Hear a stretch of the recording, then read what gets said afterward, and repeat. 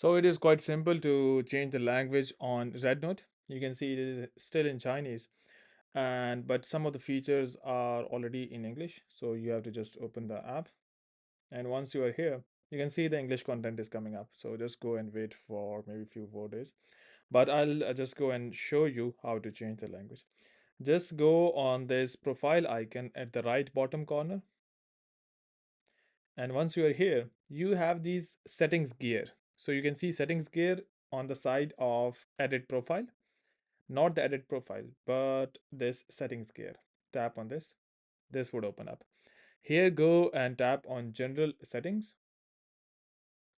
And inside the settings, you have languages. Tap on languages.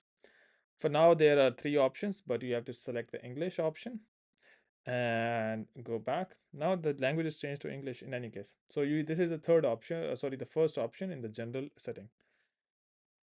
In most of the cases, the language is already in English, but in any case, if it is not, just go and select the second option, select the first option, select English. Hopefully this video has helped you, but before you go, please like, subscribe, and share. Thank you.